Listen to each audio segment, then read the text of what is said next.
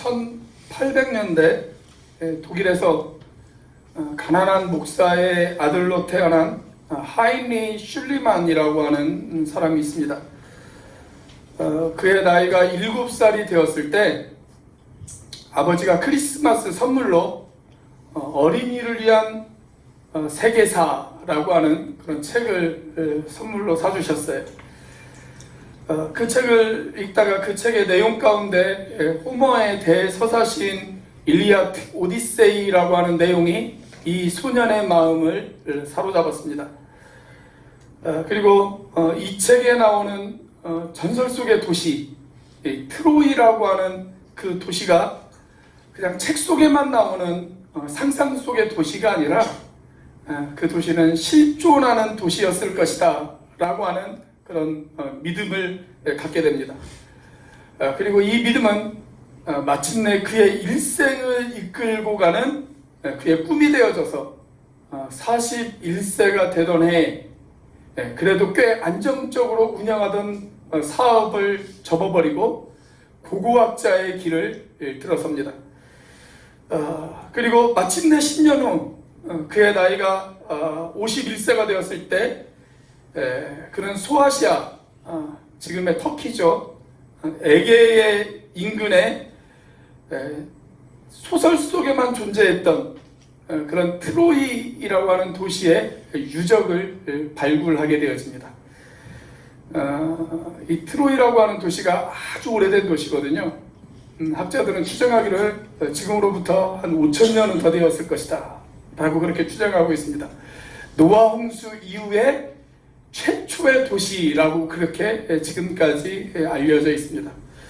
이 도시의 유적을 발견하게 되어져요. 그리고 이 도시에서 어마어마한 유물들을 발굴을 해서 세계적인 부자가 되어집니다. 그리고 여러분들 지금 이 트로이 유물을 발굴한 그 지역을 가보시면 지금은 아무것도 없어요. 그냥 돌밖에 없습니다. 그 당시에는 그 터키 정부가 이런 문화재 관리를 제대로 안 해서 이분이 다 가져가셨어요. 지금은 아무것도 남아있지 않습니다. 엄청난 부자가 되었어요. 그때 한 기자가 이분에게 이런 질문을 던졌다고 그래요. 당신이 그렇게 큰 부자가 되었는데 축하드립니다. 그렇게 부자가 되어진 소감이 어떻습니까? 이렇게 물었어요. 자, 그때 이분이 이렇게 대답을 했다고 그래요. 내가 이 보물을 발견해서 부자가 된 것이 아닙니다. 나는 이미 어릴 때 트로이라고 하는 도시가 실제로 존재한다는 그 믿음이 내 안에 있을 때 나는 그때 이미 부자가 되었습니다. 그렇게 이야기를 했습니다. 자, 그런데 이 트로이라고 하는 도시가 우리가 가진 성경 사도행전을 보면 드로아라고 하는 지명이 나와요. 그 드로아가 바로 이 트로이라고 하는 곳입니다. 그런데 하인리 슐리만이 이 트로이를 발견하기 1800년 전에 이미 이 도시를 지나갔던 사람이 한 사람이 있었습니다. 그 사람이 누구일까요? 바울입니다. 바울이 2차 전도 여행을 떠났을 때 이 드로아에서 환상을 하나 봐요. 어떤 환상을 보냐면 원래 바울은 복음을 들고 동쪽으로 갈 계획이었습니다. 아시아가 있는 동쪽으로 갈 계획이었어요. 그런데 환상 가운데 마케도니아 사람 하나가 환상 가운데 보입니다. 이 마케도니아라고 하는 나라는 지금도 있어요. 그리스라고 하는 나라 이외에 마케도니아라고 하는 나라가 있습니다. 마케도니아 공화국이라고 하는 나라가 있어요. 이 마케도니아 사람이 환상 중에 나타나요. 환상 중에 나타나서 바울에게 이야기하기를 뭐라고 이야기하냐면 와서 우리를 도우라, 그렇게 이야기합니다. 사도행전 16장에 그런 말씀들이 나와요. 자, 그래서 이 바울이 복음을 들고 동쪽으로 가려고 했던 그 계획을 접고 복음을 들고 서쪽으로 갑니다. 마케도니아가 있는 서쪽으로 가요. 그래서 아시아가 아닌 유럽으로 복음이 전파가 되어집니다. 여러분들이 세계 지도를 놓고 보시면 복음은 계속 서쪽으로 진행되어졌던 것을 볼 수가 있어요. 이스라엘에서 유럽으로, 유럽에서 아시아로, 아시아에서 다시 이 이스라엘이 있는 중동 국가로 그렇게 복음이 계속 전파되어지고 있습니다. 우리가 이것을 가리켜서 복음의 서진 운동이다라고 그렇게 이야기를 합니다. 그리고 우리나라 역시 지금 선교사를 가장 많이 파송하고 있는 지역이 어디냐면 서쪽 지역입니다. 그래서 복음은 계속 그때부터 서쪽으로 복음이 전파되어지고 있는 것을 볼 수가 있어요. 자, 아무튼 바울이 2차 전도 여행 당시에 이 드로아를 지나가요. 그리고 3차 전도 여행에서도 이 드로아를 지나서 오늘 우리가 살펴보고 있는 에베소라고 하는 이 지역에 바울이 도착을 합니다. 그래서 이 에베소에서 열심히 복음을 전하고 그곳에 교회를 세웠어요. 자, 나중에 바울이 이 에베소 교회 형제들에게 편지를 쓰면서 이런 이야기를 합니다. 당신들이 지금 이 땅에서 비록 힘들고 어렵게 살아가고 있지만 너무 걱정하지 마십시오. 너무 염려하지 마십시오. 왜냐하면 저 하늘 위에 당신들을 위해서 하나님께서 신령한 복을 예비해 놓으셨기 때문입니다. 그렇게 이야기합니다. 그 내용이 오늘 우리가 읽은 성경 말씀입니다. 사랑하는 형제자매 여러분, 어린 하이미 슐리만이 트로이에 대한 믿음이 있었던 것처럼 그 믿음이 있을 때부터 그는 부자였다라고 그렇게 고백했던 것처럼 오늘 우리들도 주님께서 우리를 위해 예비해 놓으신 하늘의 신령한 복을 믿는 믿음이 있다면 여러분, 우리는 이미 부자인 줄로 믿으시길 바랍니다. 우리가 정말 그 신령한 복을 믿는다면 우리의 우선순위는 세상 사람들의 우선순위와 달라질 수밖에 없을 것입니다. 자, 바울은 우리들보다 먼저 그 보물을 발견했어요. 하나님께서 우리를 위해 예비해 놓으신 그 신령한 복을 바울은 발견했습니다. 그 보물을 발견하고 바울이 얼마나 기뻤던지 이렇게 소리칩니다. 찬송하리로다. 그렇게 소리쳐요. 자, 그 말씀이 오늘 본문의 3절 말씀이죠. 같이 한번 읽어보겠습니다. 시작. 찬송하리로다. 하나님 곧 우리 주 예수 그리스도의 아버지께서 그리스도 안에서 하늘에 속한 모든 신령한 복을 우리에게 주시되. 자, 우리가 가진 성경에는 오늘 본문인 3절부터 14절까지의 내용이 여러 개의 문장으로 되어져 있어요. 여러 개의 문장으로. 자, 그런데 원래 원어 성경을 보시면 이 3절부터 14절까지의 문장은 한 문장으로 되어 있습니다. 저도 설교를 할 때 되도록이면 문장을 짧게 하려고 노력을 해요. 그래야 듣는 사람이 편하기 때문에 그렇습니다.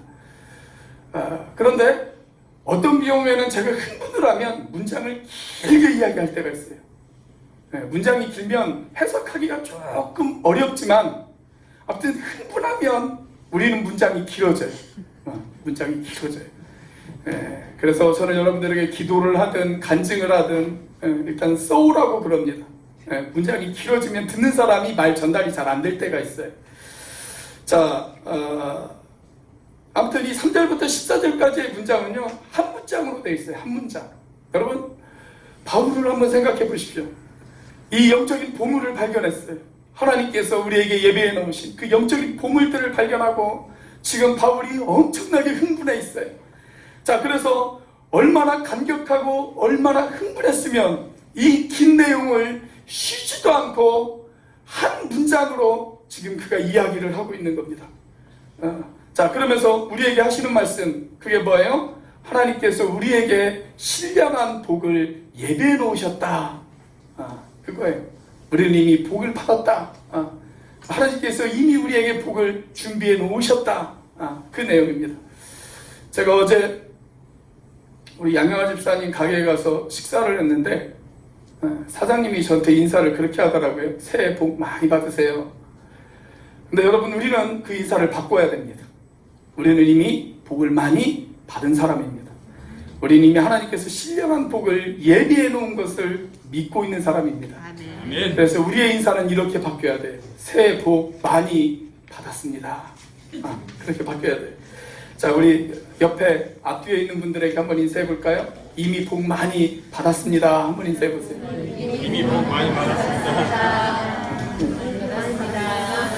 하나님이 저와 여러분들에게 주신 복, 무슨 복일까요? 저와 여러분들이 복을 받았다고 했는데 우리는 과연 어떤 복을 받았을까요? 오늘 본문 말씀은 성부 하나님이 우리에게 주신 복, 그리고 성자 하나님이 우리에게 주신 복, 그리고 마지막으로 성령 하나님이 우리에게 주신 복, 그 복을 차례대로 우리에게 설명해 놓고 있습니다. 자, 삼위일체 하나님이 저와 여러분들에게 주신 복, 어떤 복일까요? 첫째, 성부 하나님의 선택과 자녀 삼음입니다. 자, 4절부터 6절까지의 말씀을 보면 성부 하나님이 우리에게 주신 복을 두 개의 단어로 요약할 수가 있어요. 하나는 선택이라고 하는 단어이고 하나는 자녀 삼음이라고 하는 단어입니다. 자, 우리는 하나님의 자녀가 될 자격이 없었어요. 그럴 처지도 못 되었습니다. 자, 그런데 그분이 우리를 불쌍하게 여기셨고 우리를 불러주셨고 그리고 그 부르심 앞에 반응한 우리들을 하나님께서는 자녀 삼아 주셨습니다. 자, 이 선택과 자녀 삼아 주심이 성부 하나님이 저와 여러분들에게 주신 축복임을 믿으시기를 바랍니다. 여러분 한번 생각해 보세요. 하나님이 나를 선택하셨고 하나님이 나를 자녀 삼아 주셨다. 여러분, 이것보다 더 놀라운 축복이 어디 있어요? 이것을 가리켜서 신학자들은 뭐라고 이야기를 하냐면 양자의 교리다, 그렇게 이야기를 합니다. 양자의 교리다. 하나님께서 우리를 자녀로 입양해 주셨다, 그 이야기입니다. 자, 4절과 5절 말씀 같이 한번 읽어보겠습니다. 시작. 곧 창세전에 그리스도 안에서 우리를 택하사 우리로 사랑 안에서 그 앞에 거룩하고 의롭게 하시려고 그 기쁘신 뜻대로 우리를 예정하사 예수 그리스도로 말미암아 자기의 아들들이 되게 하셨으니. 자, 여기 보면 거룩하고 흠이 없게 하시려고 라고 하는 표현이 등장을 하죠. 우리는 거룩하지 못했어요. 우리는 추했습니다. 우리는 흠이 많았습니다. 우리가 그렇게 추하고 흠 많은 존재라는 사실을 아시고도 하나님께서는 저와 여러분들을 택하셨습니다. 선택하셨습니다. 그리고 우리를 다듬어 거룩하고 흠없는 존재로 그날 하나님 앞에 서게 만들게 하기 위해서 우리를 자녀 삼아 주셨습니다. 도대체 추하고 흠 많은 우리를 왜 그렇게 하나님은 사랑하셨을까요? 어느 초등학교에서 시험을 보는데 이런 문제가 출제되어졌다고 그러죠. 부모님이 왜 우리를 사랑하실까요? 자, 거기에 대해서 한 학생이 이렇게 대답을 했다고 그럽니다. 그러게 말입니다. 그러게 말입니다. 여러분, 추하고 흠 많은 우리를 하나님께서 왜 사랑하셨을까요? 왜 우리를 선택하시고 왜 우리를 자녀 삼아 주셨을까요? 그러게 말입니다. 그러게 말입니다. 자, 그 대답을 우리는 6절에서 찾아볼 수가 있습니다. 자, 6절 말씀 같이 한번 읽어보겠습니다. 시작. 이는 그가 사랑하시는 자 안에서 우리에게 거저주시는 바 그의 은혜의 영광을 찬송하게 하려는 것이라. 하나님이 우리를 자녀 삼아 주신 그 은혜를 깨달으면 우리의 마음에 감동이 있어요. 감격이 있어요.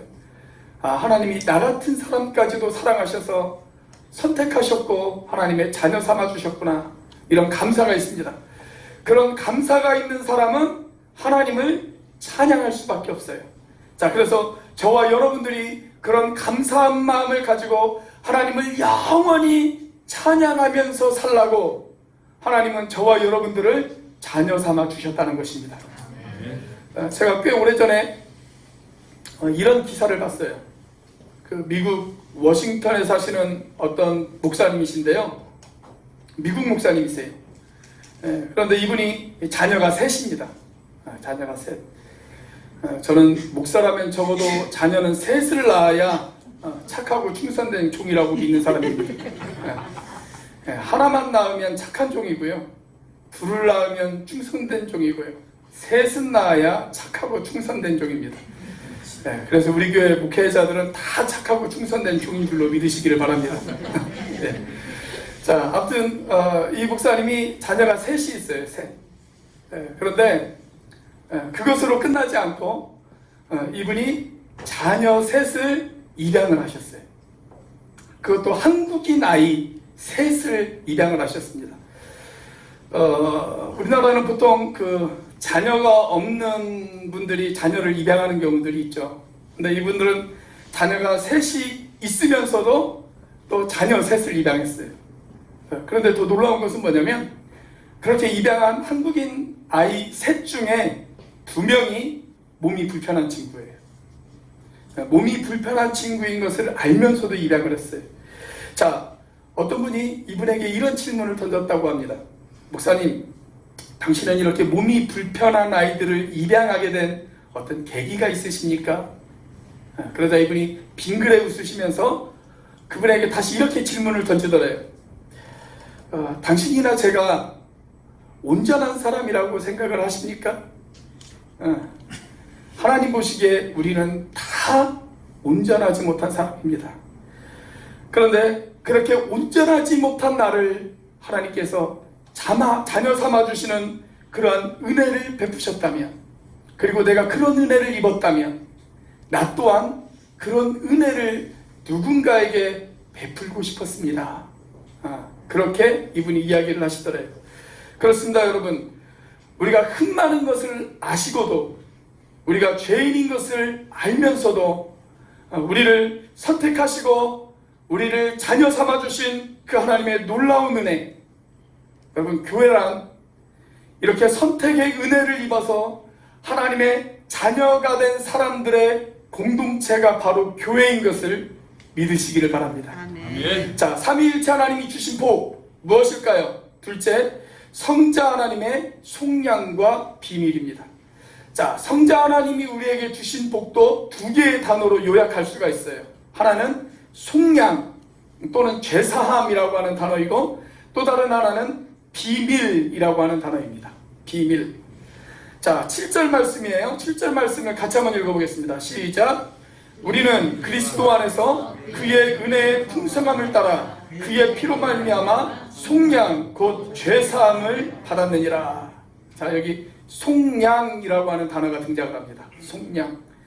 자, 그런데 이 속량이라고 하는 단어는 본래 노예 시장에서 많이 사용되어지는 그런 단어였어요. 이 말에는 2가지의 의미가 있습니다. 첫째는 값을 지불하고 노예를 사는 것을 말해요. 근데 거기에서 한 걸음 더 나아가서 또 다른 의미가 있는데, 그렇게 구매한 노예에게 자유를 주는 것, 그것을 의미합니다. 그게 속량이라고 하는 단어가 가지고 있는 뜻이에요. 여러분, 이런 광경을 한번 상상을 해보십시오. 어떤 착한 부자가 노예 시장을 갔어요. 노예를 한 명 고용하려고 노예 시장을 갔습니다.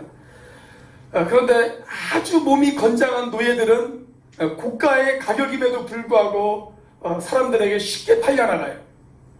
그런데 이분이 그 건장한 노예들 틈에 어떤 초라하고 볼품없는 노예 한 명을 보게 되어졌습니다. 아무도 그 노예에게 관심을 갖지 않아요.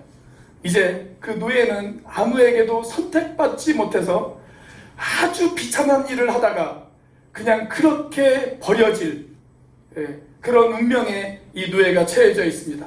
그 노예를 바라보면서 너무 불쌍하다는 생각이 들었어요. 자, 그래서 이 사람이 그 노예를 값을 지불하고 그 노예를 샀습니다. 그러더니 이분이 갑자기 뜻밖의 행동을 하는 거예요. 그 노예가 자기의 것이다 라고 하는 것을 증명하는 그 증명서를 이분이 짝짝 찢어버리기 시작하는 거예요. 그러면서 그것으로 끝나지 않고 한 걸음 더 나아가서 이분이 그 노예에게 이렇게 이야기를 합니다. 당신은 오늘부터 자유요, 자유인이요. 당신은 더 이상 노예가 아니요. 오늘부터 자유인이요. 그렇게 이야기를 합니다. 자, 그러면서 한 가지 더 놀라운 제안을 해요. 그런데 만약 당신이 원한다면, 내가 당신을 나의 호적에 입양하고 싶소. 당신은 나의 아들로서 모든 권한을 행사하게 될 것이요. 그렇게 이야기를 합니다. 이게 바로 속량이라고 하는 단어가 가진 엄청난 의미입니다. 엄청난 의미. 실제로 옛날 로마의 자비로운 주인들은요, 그 종들에게 종종 그런 은혜를 베푸는 일이 있었어요. 성경에도 보면 그 비슷한 이야기가 하나 등장을 합니다. 어떤 이야기인지 아십니까? 예수 믿는 주인이었던 빌레몬과 그 집의 노예였던 오네시모에 관한 이야기입니다. 자, 오네시모가 빌레몬의 집에서 물건을 훔치죠. 자기 집 주인의 집에서 물건을 훔쳐요. 그리고 도망을 가요. 그런데 오래 못 가서 붙잡혀버리고 말았습니다. 그리고 감옥에 들어갔습니다. 그런데 뜻밖의 그 감옥에서 누구를 만나냐면 복음을 전하다가 체포되어진 바울을 만납니다. 그리고 그 바울에게 복음을 전해듣습니다. 자, 바울이 이 오네시모를 다시 주인이었던 빌레몬에게 돌려보내죠. 빌레몬에게 돌려보내면서 바울이 빌레몬에게 이런 당부를 합니다. 자, 빌레몬서 1장 16절 같이 한번 읽어보겠습니다. 시작. 이후로는 종과 같이 대하지 아니하고 종 이상으로 곧 사랑받는 형제로 둘자라. 이제 이 오네시모를 노예로 대하지 말고 사랑하는 형제로 대해달라.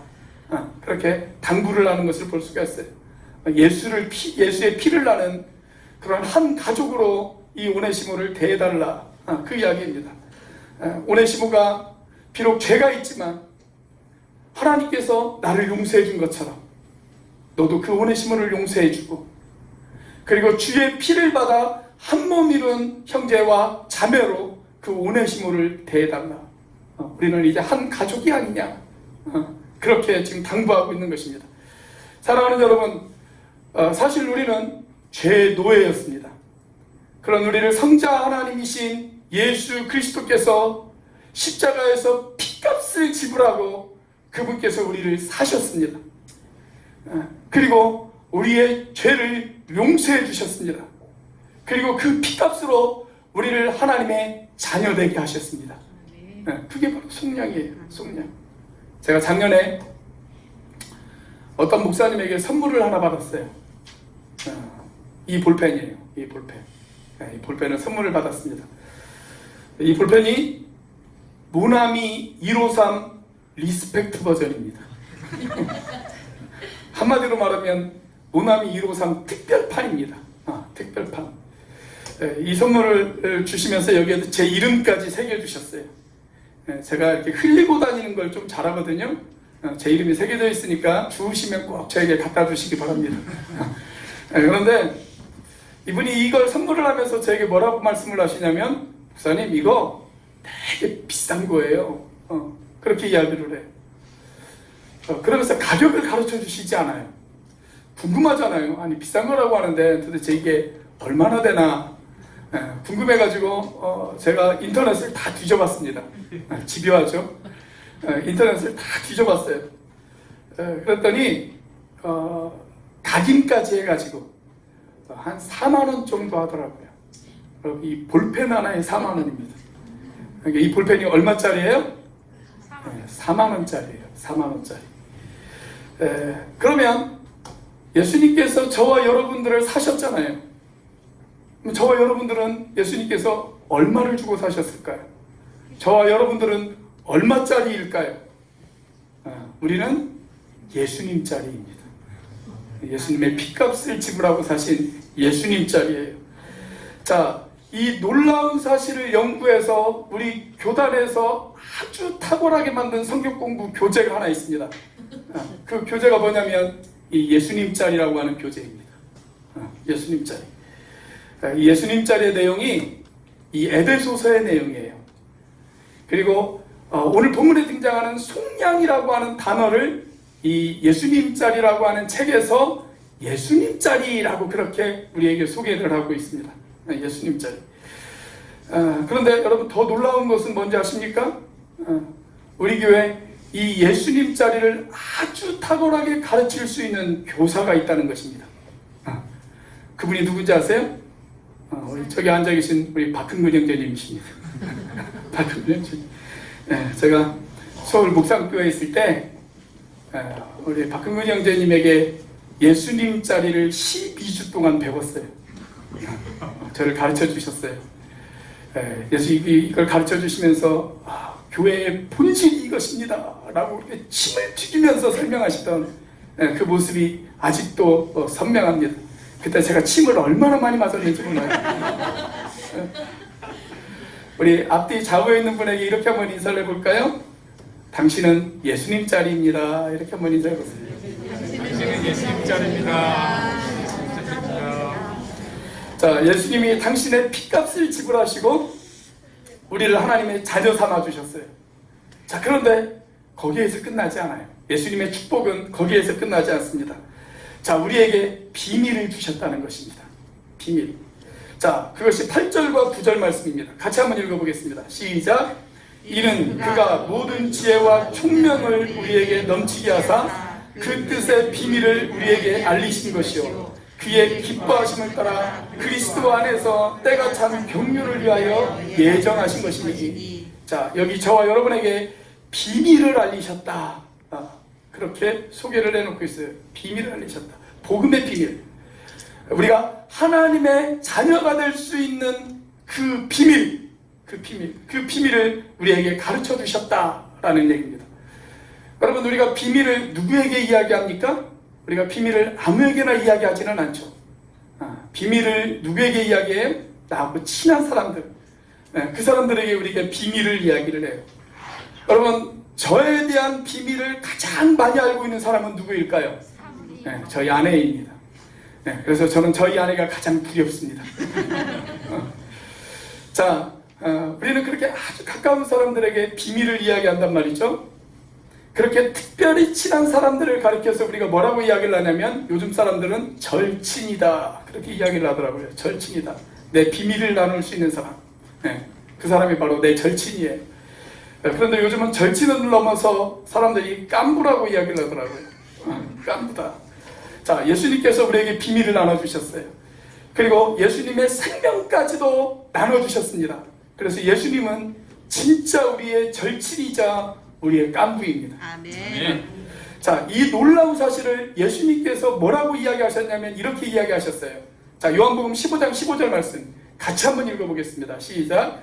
이제부터는 너희를 종이라 하지 아니하리니 종은 주인이 하는 것을 알지 못함이라. 너희를 친구라 하였노니 내가 내 아버지께 들은 것을 다 너희에게 알게 하였습니다. 너희는 이제부터 종이 아니다. 너희는 내 친구다.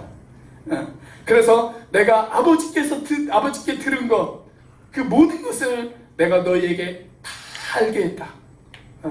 우리가 어떻게 하나님의 자녀가 될 수 있는지, 우리가 어떻게 그분을 믿을 수 있는지, 영원한 생명을 우리가 어떻게 소유할 수 있는지 내가 너희에게 다 알려주었다. 그 이야기예요. 자, 이제 저와 여러분은 예수님의 비밀을 함께 나눈 친구가 되었습니다. 자, 내가 예수님의 친구가 되어졌어요. 자, 그런데 이렇게 주변을 보니까 예수님의 친구가 나만 있는 것이 아니에요. 예수님의 또 다른 친구들이 있어요. 예수님의 또 다른 친구들. 자, 그렇게 예수님의 또 다른 친구들이 모여서 만든 공동체. 그 공동체가 뭐예요? 교회입니다. 그게 바로 교회라는 거예요. 이 원리를 가지고 사업을 해서 크게 돈을 번 회사가 하나 있습니다. 그 회사가 바로 페이스북입니다. 페이스북. 여러분들 가운데 페이스북을 하시는 분들이 혹시 계십니까? 좀 연세 드신 분들은 잘 모르시겠지만 저희 교회도 페이스북을 하시는 분들이 몇 분 계십니다. 제가 그걸 어떻게 하냐면 그분들과 제가 친구입니다. 그분들과 제가 페이스북 안에서 친구예요. 우리 윤진철 목사님도 제 친구고요. 강문영 자매님도 제 친구고, 우리 민원아 집사님도 제 친구고, 우리 여기 있는 서현 자매, 우리 한산 소령제도 제 친구입니다. 그리고 우리를 버리고 올라간 지연 자매도 친구고요. 우리를 버리고 올라갔다가 오늘 다시 내려온 우리 서희 자매도 제 페이스북 친구입니다. 페이스북 친구예요. 자, 그런데 종종 보면 제가 전혀 모르는 사람들이 저에게 친구 요청을 할 때가 있어요. 저는 그분을 한 번도 본 적이 없어요. 심지어는 아프리카나 인도에서도 저에게 친구 요청이 들어올 때가 있습니다. 그분들이 어떤 분들일까요? 제 친구의 친구예요. 친구의 친구들. 그런 분들도 저에게 친구 요청을 한단 말이죠. 그래서 그 사람들과 일상을 공유하고 제 비밀을 나눕니다. 그래서 서희 자매가 서울에 있지만 저는 서희 자매가 어느 카페에 갔는지를 잘 알고 있습니다.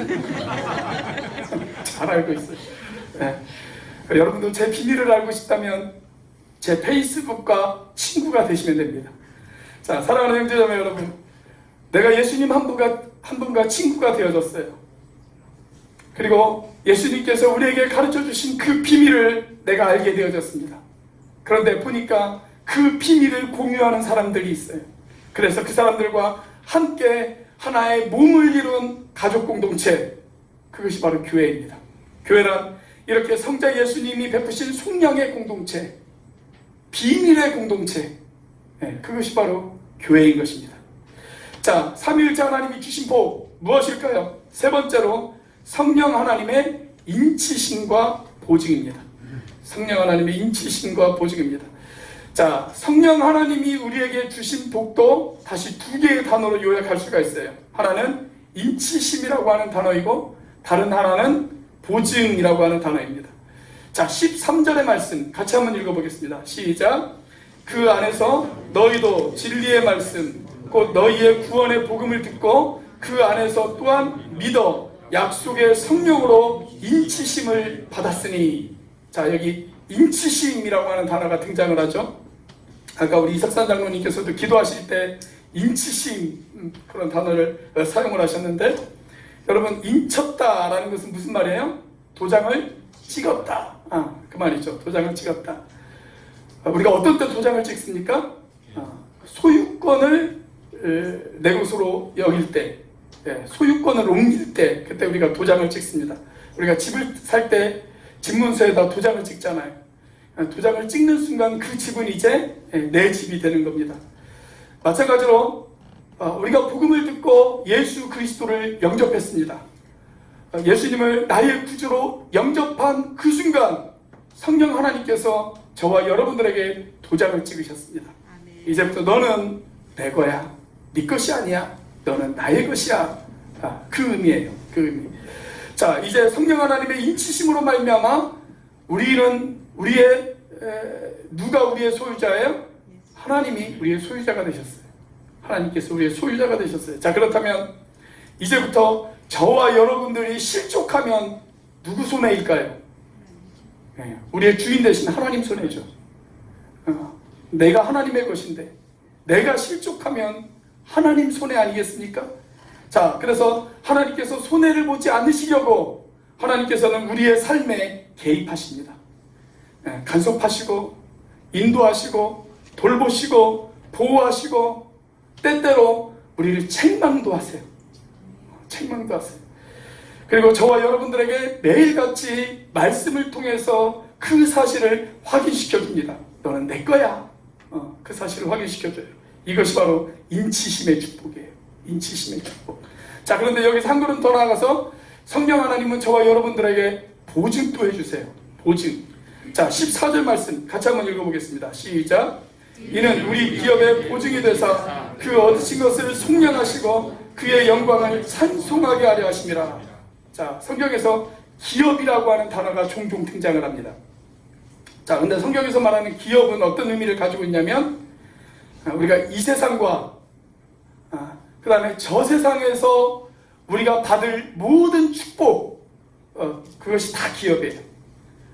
이 세상과 저 세상에서 받을 모든 축복을 다 통틀어서 그것을 기업이다라고 그렇게 이야기를 합니다. 우리 교회도 열심히 기업체를 운영하시는 분들이 몇 분 계시는데 저는 그분들이 하나도 부럽지 않습니다. 왜냐하면 저에게도 기업이 있기 때문에 그렇습니다. 기업이 있어요. 자, 그리고 그것을 성령 하나님께서 보증해 주셨어요. 그 기업이 내 것이다 라고 보증해 주셨어요. 우리가 예수님을 믿는 순간 성령 하나님께서 우리 안에 들어오시죠. 그래서 확신을 주세요. 하나님이 우리에게 주시고자 하는 모든 복이 나를 위해 예비되어졌다라는 것에 대한 확신을 주십니다. 확신. 그 확신이 바로 보증이에요. 여러분들 가운데 교회는 다니지만 내가 아직 그런 확신이 없다. 내가 하나님의 자녀로서 누릴 복에 대한 확신이 없다. 라고 하는 분은 내가 정말 하나님의 자녀가 되었나? 그걸 한번 의심해 볼 필요가 있습니다. 그런 확신이 없는 분들은 교회 안에 있지만 엄격히 말하면 그분을 우리가 교회라고 이야기할 수는 없습니다. 여러분, 우리가 집을 계약하면 가장 먼저 뭘 하죠? 보증금을 지불하죠. 보증금을 지불해요. 보증금을 지급하면 여러분 그것으로 끝납니까?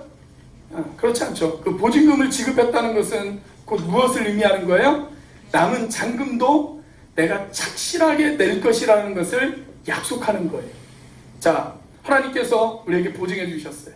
성령께서 내 마음에 확신을 주셨어요. 자, 그러면 확신을 준 것으로만 끝납니까? 이제 내가 너에게 확신을 줬으니까 네가 알아서 살아. 이게 아니라는 거예요. 그 확신을 줬기 때문에 앞으로 우리의 삶을 지켜주시고 책임져 주실 것이다 라는 것을 약속하는 것, 그것이 바로 보증이에요. 보증.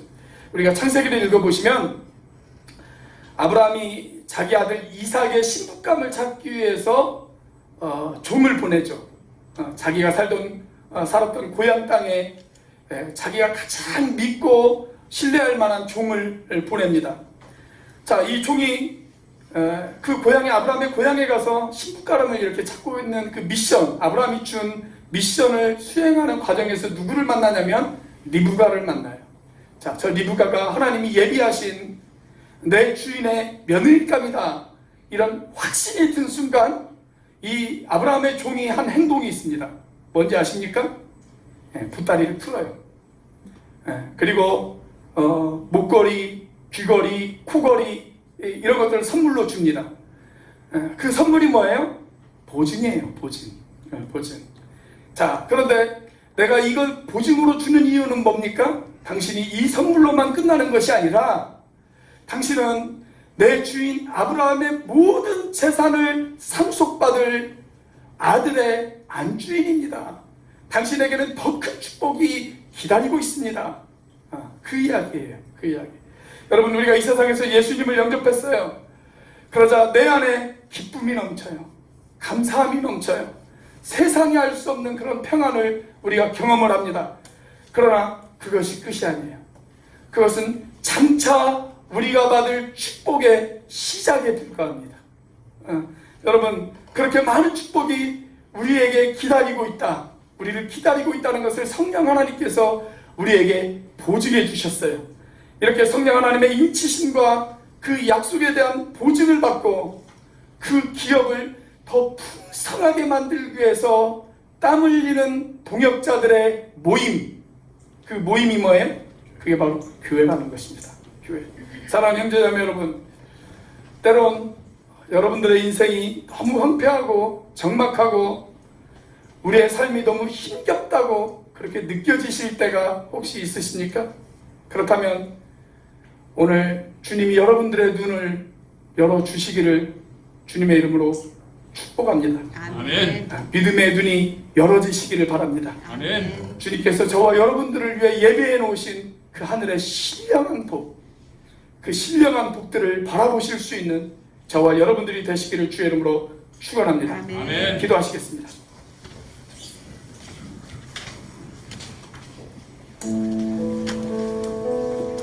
사랑하는 형제자매 여러분, 바울은 에베소서를 통해서 계속적으로 우리에게 교회의 본질에 대해서 이야기하고 있습니다. 교회가 무엇인지, 정말 본질을 회복하는 교회가 무엇인지, 그것을 우리에게 가르쳐주고 있습니다. 잎이 아닌 열매가 있어야 된다고,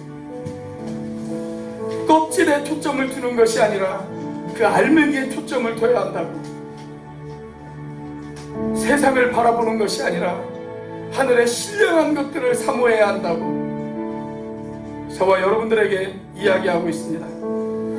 하나님, 이 시간 우리의 눈을 열어 주시옵소서. 우리가 정말 하늘의 신령한 것들을 바라볼 수 있도록 인도하여 주옵소서. 우리 이 시간 그렇게 같이 한번 한 목소리로 하나님 앞에 기도하는 시간 갖도록 하겠습니다. 같이 한번 기도합니다. 할렐루야. 살아계시고 역사하시는 하나님 아버지 감사합니다.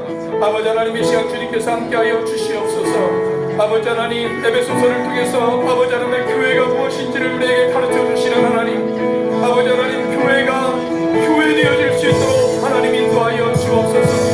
아버지 하나님, 하늘의 신령한 것들을 바라보게 하여 주옵소서. 성경에서 이야기하는 교회, 그 교회의 본질을 우리가 발견하게 하여 주옵소서.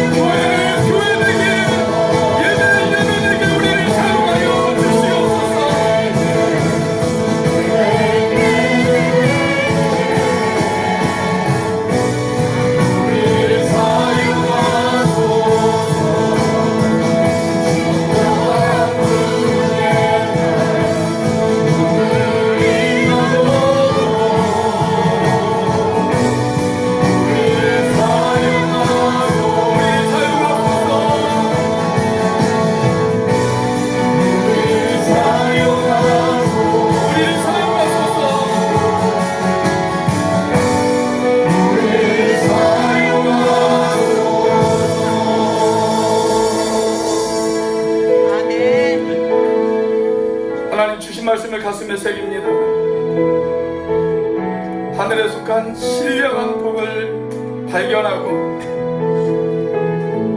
그 사실이 너무나도 감격해서 202개나 되는 단어들을 이용해 한 문장으로 찬양할 수밖에 없었던 바울의 그 감사와 감동이 하나님 오늘 우리에게 전달되어 줄 수 있도록 인도하여 주옵소서. 우리를 선택하시고 우리를 자녀 삼아 주신 것을 감사하게 하시고 주님의 핏값으로 우리를 속량하시고 그 구원의 비밀을 알게 하신 것을 감사하게 하시고 너는 나의 것이다 인쳐주시고 그것을 보증해 주신 그 사실 앞에 감사하는 우리들이 되어질 수 있도록 인도하여 주시옵소서. 그 사실이 너무 감사해서 몸된 교회를 이루었사오니 하나님 우리의 연약하고 우리의 허물과